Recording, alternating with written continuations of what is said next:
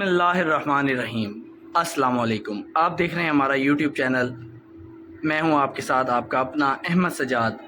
आज जो मैं आपके लिए सिस्टम लेकर आया हूं, इसमें मेरे पास 2 इन्वर्टर हैं। इससे भी आप बाखूबी वाकिफ़ होंगे फ्रोनस कंपनी से। ये इसका हाइब्रिड 6 किलोवाट का इन्वर्टर लगा हुआ है।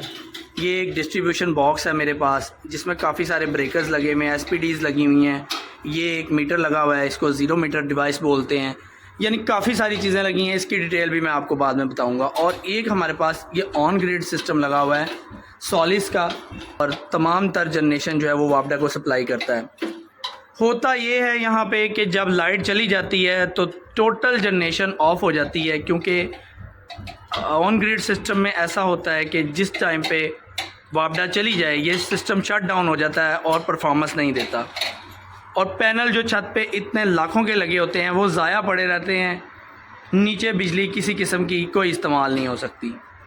हम यहाँ पे एक ऐसा स्विचिंग सिस्टम लगाने लगे हैं, एक ऐसा मैकेनिज़्म लगाने लगे हैं, जिसके बाद वही पैनल जो लाइट जाने की सूरत में जनरेशन बंद कर देते हैं वो शिफ्ट होके हमारे इस हाइब्रिड सिस्टम के ऊपर आ जाएंगे और इसके साथ जो है परफॉर्मेंस देनी शुरू कर देंगे।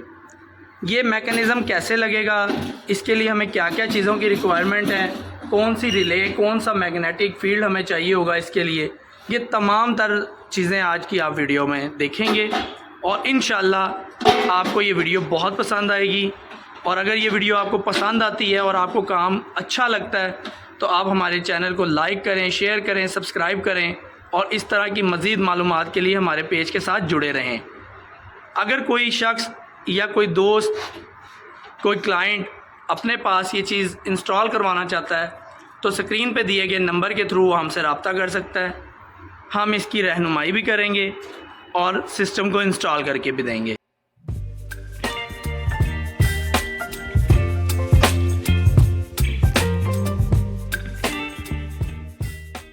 बिस्मिल्लाहिर्रहमानिर्रहीम। दोस्तों, ये हमारे पास एक साइड लगी हुई थी सॉलिस इन्वर्टर के साथ, जो कि 20 केवी का इन्वर्टर था और उसके ऊपर 12 केवी की प्लेट्स लगी हुई थी। ये पैनल्स J1 कैटेगरी के पैनल्स हैं। इनकी स्पेसिफिकेशंस भी मैं अभी आपके सामने स्क्रीन पे शो कर रहा हूँ, आप इनकी रेटिंग वगैरह देख सकते हैं। इसके अलावा ये देखें, इसी जगह पे अब मज़ीद हमने एक स्ट्रक्चर अपलिफ्ट स्ट्रक्चर के साथ, ये भी अपलिफ्ट स्ट्रक्चर है, ये ज़रा थोड़ा डाउन था, हमने उससे ऊपर अपलिफ्ट स्ट्रक्चर के साथ जिसमें हमने सी चैनल और पाइप का इस्तेमाल किया है, हैवी सी चैनल यूज़ किया है, इसके साथ हमने साइड रेडी की है। यहाँ पे हमने मज़ीद जो है वो 12 पैनल्स लगाए हैं 6 केवी जो बनते हैं। यहाँ पे हमने कैनेडियन 550 यूज़ किया है और इन दोनों पैनल्स को, स्ट्रिंग्स को हमने अपने इन्वर्टर के साथ मर्ज किया है। अब जो हमने नया स्ट्रक्चर बनवाया उसमें हमने इस चीज़ का ख्याल रखा है, ये लाइटिंग रजिस्टर वगैरह भी हमने हाइट पे लगाया है। हमने ये भी ख्याल रखा है, यहाँ हमने एक जगह छोड़ी है, स्पेस छोड़ी है, ताकि पैनल को ईज़िली वॉश किया जा सके, क्योंकि पैनल पे धूल, मट्टी, गर्द जम जाती है। ये देखें, बिल्कुल सड़क पास है, सामने है, मेन रोड के ऊपर ये एक साइड लगी हुई है, तो मट्टी की वजह से पैनल की परफॉर्मेंस पे बड़ा फ़र्क आता है। इसलिए हमने पैनल में इस तरह जगह छोड़ी है ताकि इजीली पैनल्स को वॉश किया जा सके। और बाकी साइड जो मैंने आपको पहले दिखाई थी वो डाउन हो जाती है हमारे इन पैनल से। ये हमने तो देसी जुगाड़ रखा हुआ है, पानी का प्रेशर बनाकर मोटर रखी हुई है प्रॉपर इसको पैनल्स को वॉश करने के लिए। जो यहाँ पे ऑनर हैं उनकी तरफ से सख्त इंस्ट्रक्शंस हैं कि पैनल्स डेली वॉश हों, और इसलिए डेली माशाल्लाह प्रोडक्शन भी होती है। और पिछले 1 साल से इनका बिल माइनस में जा रहा है, अल्हम्दुलिल्लाह। नीचे जाने से पहले मैं आपको ये भी दिखाता चलूँ कि हमने तमाम जो केबल्स थी उनको टाई अप किया है प्रॉपरली, और चैनल के साथ हमने अच्छी तरह टाई अप कर दिया है। और फिर पाइप के अंदर जो है PVC पाइप के अंदर वायर्स को नीचे इन्वर्टर्स तक ले गए हैं। इन्वर्टर तक लेके जाना पाइप में इसलिए भी ज़रूरी होता है कि तार की एक तो लाइफ बढ़ जाती है और वो सेफ़ रहती है, धूप वगैरह से, बारिश से सेफ़ रहती है, तो इसलिए हमने पाइप का इस्तेमाल किया है। नीचे चलते हैं, इन्वर्टर आपको दिखाता हूँ, और उस इन्वर्टर के साथ हमारा जो मेन प्रॉब्लम आ रहा था उसको भी डिस्कस करते हैं। अभी नीचे चलते हैं जी। तो फ्रेंड्स, हम नीचे आ गए हैं और पैनल्स की मैंने आपको तमाम तफसीलात पहले बता दी हुई हैं। हमारे पास दो तरह के पैनल हैं, एक JS के पहले लगे हुए थे, अब हमने कैनेडियन पैनल्स लगा लिए हैं। अब ये तमाम पैनल्स हमने कनेक्ट किए हैं। ये जो इतना सारा आप जाल देख रहे हैं, ये इससे ज़्यादा अच्छा साफ़ सुथरा हो सकता था, लेकिन आप देख रहे हैं कि ये जगह काफ़ी रफ़ है और काफ़ी सारी इसमें पाइपिंग वगैरह ऑलरेडी भी उनकी हुई थी, तो हमने उसको ख़राब नहीं किया, वो वैसे के वैसे ही रहने दिया। हमने अपनी ओपन पाइपिंग जो है वो फ्लेक्सिबल के अंदर डाल दी हैं और फिर भी काफ़ी हद तक जो है हमने इसको जितना ऑर्गेनाइज़ कर सकते थे हमने कर दिया है। अब नॉर्मली इन चीज़ों से तो आप वाकिफ़ ही होंगे कि ये इन्वर्टर लगा हुआ है सोलिस कंपनी का ऑन ग्रिड इन्वर्टर 20 kVA का, जिसके साथ अब हमारे सारे के सारे 18,000 वाट तक के पैनल अटैच हैं। इस टाइम पे 4:50 हुए हैं, तो जनरेशन जो है वो 2200 वाट तक आ रही है और बाहर आज वेदर भी जो है वो क्लाउडी वेदर है। इसके बाद ये हमारा डिस्ट्रीब्यूशन बॉक्स है 3 फेज़ का, क्योंकि जो 10 kV से ऊपर इन्वर्टर होते हैं नॉर्मली वो 3 फेज़ होते हैं, तो इसलिए ये बड़ा इन्वर्टर है हमारे पास तमाम, और यहाँ पे 3 फेज़ इन्वर्टर है ये। इसके साथ ये इन्वर्टर भी आप इससे भी वाकिफ़ होंगे, ये फ्रोनस का इन्वर्टर है और ये हाइब्रिड इन्वर्टर है जो कि बैटरीज़ को भी सपोर्ट करता है और वापडा से शेयरिंग भी करता है। यहाँ हमने नेट मीटर ऑन किया हुआ है, हमने वापडा से शेयरिंग सिर्फ इस इन्वर्टर की कराई है, वो जस्ट एज़ अ बैकअप के लिए हमने एज़ अ UPS रखा हुआ है। अब होता क्या था कि यहाँ पे 4 टॉल ट्यूबलर बैटरीज़ पड़ी हुई हैं, एक साइड की T2500, लेकिन नीचे जो लोड है वो तकरीबन मुसलसल जो ऑन होता था वो 2 से 3 kVA मुसलसल लोड ऑन होता था, जिसके रहते हुए बैटरी जो हैं वो बहुत जल्द ड्रेन हो जाती थी। अमूमन होता क्या है कि यहाँ पे लोड शेडिंग इस तरह से की जाती है, मेंटेनेंस के नाम पे सारा दिन लाइट जो है वो ऑफ़ कर दी जाती है और नॉर्मली ये रूटीन हर हफ्ते में अपने अपने एरिया के हिसाब से आप लोगों की तरफ भी ऐसे होता रहता होगा कि जिसमें मेंटेनेंस के नाम पे पूरा दिन लाइट ऑफ़ कर दी जाती है। यहाँ पे भी इसी तरह से लाइट जब ऑफ़ होती थी तो बैकअप नहीं मिल पाता था। हालांकि यहाँ पे इन्वर्टर 6 kV का है, बैटरीज भी टॉल ट्यूबलर T2500 हैं, लेकिन बैकअप पूरा नहीं होता था और जल्दी बैटरीज ड्रेन हो जाती थी और नीचे लाइट ऑफ़ होती थी। इतना पैसा लगाने के बावजूद नीचे लाइट के लिए लोग बैठे रहते थे। हमने यहाँ पे ये एक जादू बॉक्स, जिसको मैंने जादू बॉक्स का नाम दिया है, यहाँ मैंने ये इंस्टॉल किया है। ये एक स्विचिंग मैकेनिज़्म है जिसके रहते हुए हमने इस फ्रोनस इन्वर्टर के साथ कुछ पैनल्स, जितनी PV इसको रिक्वायर्ड थी उतने पैनल्स मैंने इसको शिफ्ट करवा दी हैं। अब होता क्या है कि सारा दिन लाइट होती है तो ये ऑन ग्रिड सिस्टम बिजली बनाता है और वापडा को शेयर करता है। तमाम तर यूनिट जो एक्स्ट्रा बनते हैं सारे वापडा में चले जाते हैं। अब जिस टाइम पे लाइट नहीं होती, जब लाइट चली जाती है, तो ये स्विचिंग मैकेनिज़्म क्या करता है कि वो तमाम तर पैनल्स जितने मैंने इस फ्रोनस के साथ अटैच करने थे उनको इस PV से अलग करता है। यानी यहाँ पे ये पैनल्स में अगर आपको इलादा करके दिखाऊं तो ये पैनल्स हमारे वो पैनल्स हैं जो मैंने फ्रोनस के साथ भी अटैच किए हैं और इस इन्वर्टर के साथ भी अटैच हैं। नॉर्मली क्या होता है कि जब लाइट होती है तो तब तो ये इसी के साथ ही अटैच रहते हैं। जिस टाइम पे लाइट चली जाती है उस टाइम पे ये पैनल्स इससे डिस्कनेक्ट हो जाते हैं और हमारे फ्रोनस वाले इन्वर्टर में एंटर हो जाते हैं। ऐसा कैसे होता है वो ये मैकेनिज़्म करता है। इस मैकेनिज़्म में एक 220 की रिले है, एक मैग्नेटिक कनेक्टर है। इस PV से जो वायर्स आ रही हैं वो मैग्नेटिक कॉन्टैक्टर से होकर फ्रोनस में जा रही हैं। जिस टाइम पे लाइट चली जाती है रिले ओपन हो जाती है और ये हमारा जो कॉन्टैक्टर है ये क्लोज़ हो जाता है। क्लोज़ होने की वजह से ये सर्किट को पूरा कर देता है और पैनल का करंट जो है वो यहाँ से पास आउट होता हुआ उसको मिल जाता है। अगर मैं आपको फौरी यहाँ पे एक टेस्ट करके दिखाऊं तो यहाँ मेरे पास ये मेन ब्रेकर लगा हुआ है, मैं बाहर नहीं जा रहा, मैं यहीं से इसका ब्रेकर ऑफ़ कर रहा हूँ। जैसे ये देखें ये यहाँ पे हमारे पास वापडा ऑफ़ हुई तो साथ ये ट्रिगर की आवाज़ सुनिएगा। ये देखें ये अंदर चला गया मैग्नेटिक कॉन्टैक्टर, रिले ऑफ़ हो गई है। मैग्नेटिक कॉन्टैक्टर अंदर जाने की वजह से करंट जो है वो पास आउट हो गया है और ये जो बीप की आवाज़ आई है ये तमाम तर पैनल्स इस हमारे फ्रोनस को मिल गए हैं। जैसा कि ये देखें इस वक्त हमारे पैनल से जो वोल्ट आ रहे हैं वो 194 आ रहे हैं, जो एम्पेयर्स आ रहे हैं 4.1 आ रहे हैं और 850 वाट का लोड आ रहा है इस टाइम पे हमारे पास पैनल से, और बाकी जो यहाँ पे लोड है वो नीचे 1.46 वाट kVA चल रहा है।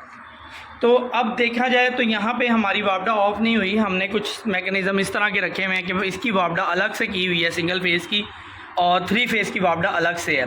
तो चूँकि मैंने 3 फेज़ की मेन वापडा बंद की है, इसलिए इस इन्वर्टर की जब वापडा बंद हुई है तो तब उसी टाइम पे इसने मैकेनिज़्म को ऑन किया है और ये यहाँ पर पैनल्स शिफ्ट हो गए हैं। अगर मैं यहाँ पे दोबारा वापडा ऑन करूँ तो ये जैसे ही मैं वापडा का ब्रेकर उठाऊँगा तो ये मैकेनिज़्म देखिएगा कितनी स्पीडली जो है वो ऑपरेट होगा।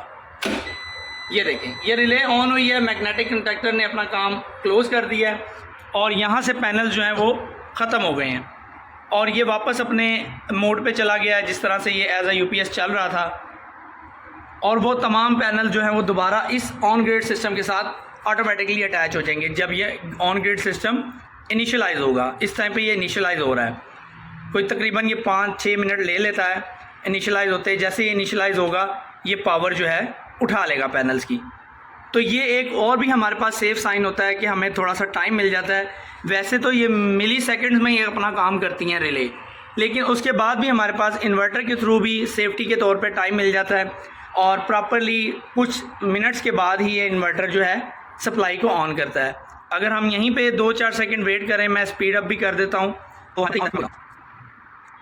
यहाँ पे ये इस वक्त ऑपरेटिंग सिस्टम ऑन हो रहा है और ये देखें तमाम तर पैनल्स इसके साथ दोबारा से आके अटैच हो रहे हैं। इस वक्त 4:56 हो चुके हुए हैं। पीवी से आने वाली पावर जो है वो इस वक्त बहुत कम होती जा रही है क्लाउडी वेदर की वजह से। तो जो ही ये वेदर ठीक होगा तो इस टाइम पे भी हमें अच्छी जनरेशन मिल रही होती है पैनल्स की। तो ये सारा मैकेनिज़्म है, ये स्विचिंग है, इसको थोड़ा आसान करके भी मैं आपको वीडियो में अलग से भी बता दूंगा।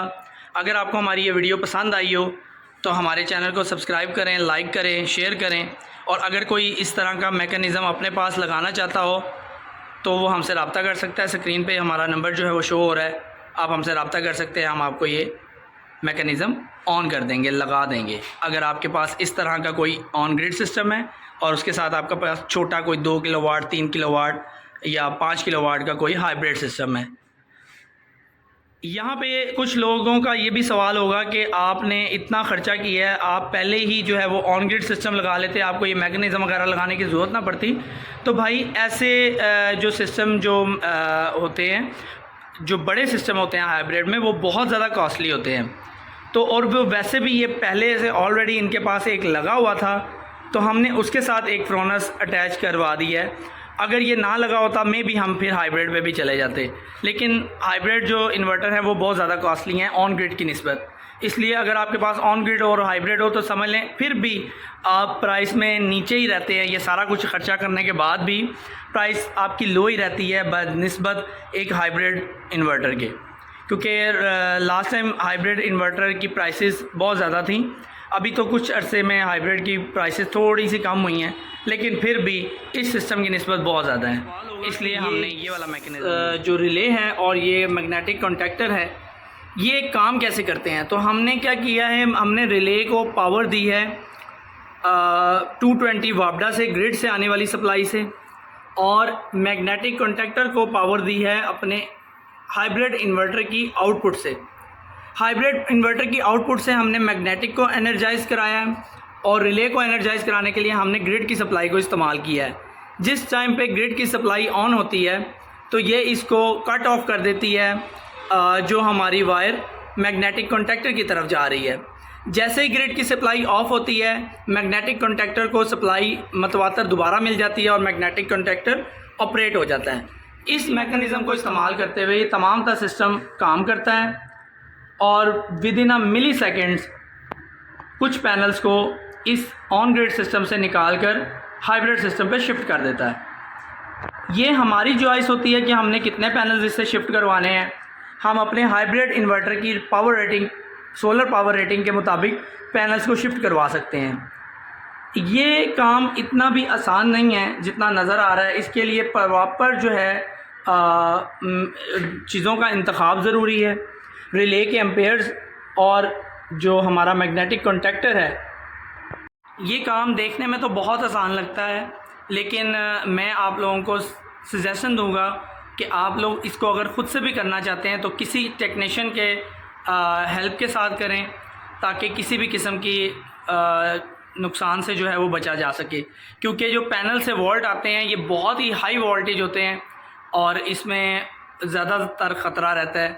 इसलिए इसकी जो ड्रेसिंग वगैरह है या इसका जो मैकेनिज़्म रेडी करना है वो किसी प्रॉपर टेक्नीशियन के साथ ही करवाया जाए तो बेहतर है। थोड़ा सा मैं बात करूं इसके ब्रेकर्स वगैरह की, तो वो भी मैं आपको दिखा देता हूं। ये हमारा डिस्ट्रीब्यूशन बॉक्स है 3 फेज़ का, जिसमें ये एक 3 फेज़ 100 एम्पेयर का ब्रेकर लगा हुआ है। यहाँ पे 0 मीटर एनर्जी जो मीटर है इसका सॉलिस कंपनी का वो इंस्टॉल्ड है, जिसके साथ बहुत ही अच्छी रिपोर्टिंग आती है। अभी मैंने इसको ऑफ़ किया हुआ है, इंशाल्लाह इसको ऑन करके इसके ऊपर एक अलग वीडियो भी आपको बना दूंगा। ये इन्वर्टर के साथ तब लगाया जाता है जब हमारा ग्रीन मीटर ना लगा हो, लेकिन हमने इसको उतरवाया नहीं है। इससे रिपोर्टिंग जो है इस सॉलिस की वो बेहतरीन हो जाती है। हमें ये भी पता लगता है कितने जो यूनिट्स हैं वो आज बने, कितने हमारे वापडा को चले गए, कितने हमारे वापडा से हमने ले लिए।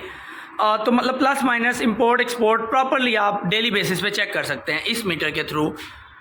इसका मॉडल जो है वो DTSG 1352 है। ये सॉलिस के इन्वर्टर्स के साथ लगता है। अच्छा, यहाँ पे हमारे पास 32 एम्पेयर का PV का एक ये ब्रेकर है। ये हमारे पास AC SPD लगी हुई है। ये हमारी हाइब्रिड इन्वर्टर से आउट होने वाली वायर है, इस ब्रेकर के साथ अटैच है। यहाँ पे हमारे पास PV का एक और ब्रेकर है, ये भी PV का ब्रेकर है, ये भी PV का ब्रेकर है। यानी कि ये हमारे पास जो 2 ब्रेकर ये और एक ब्रेकर ये हमारे पास इस इन्वर्टर के अंदर जा रही हैं तमाम तर PVs की स्ट्रिंग्स। और ये ब्रेकर हमारा जब यहाँ से रिले ऑपरेट होती है तो ये रिले इस ब्रेकर के थ्रू होकर फिर इस इन्वर्टर के पास जाती है। तो एज अ सेफ साइड हमने ये भी एक ब्रेकर लगाया हुआ है। इसके बाद हमारे पास ये 63 एम्पेयर्स का इसकी इनपुट के ऊपर ब्रेकर है, ताकि ये AC इनपुट से भी सेव रहे। तो ये तमाम तर ब्रेकर्स के साथ हमने डिस्ट्रीब्यूशन बॉक्स बेहतरीन किस्म का तैयार किया है। इसमें हमारे पास तमाम फेजेस के मीटर्स और लाइट्स भी, इंडिकेशन लाइट्स भी ऑपरेट होती हैं। इसमें जो है वो तीनों फेजेस के अलग से मीटर्स और लाइट भी हमने लगाई हैं। तो ये मेटल में बहुत अच्छी एक डिस्ट्रीब्यूशन बॉक्स है जो हमने यूज़ किया है। ब्रेकर्स के हवाले से ही बात हो रही है तो यहाँ पे मैं आपको ये भी दिखाता चलूँ कि हमने बैटरीज के साथ भी एक श्नाइडर कंपनी का 125 एम्पेयर का DC ब्रेकर लगाया है, ताकि हमारी बैटरी से आने वाले वोल्टेज भी प्रोटेक्ट रहें और किसी किस्म के शॉर्ट सर्किट की सूरत में ये ब्रेकर भी ट्रिप हो जाएगा।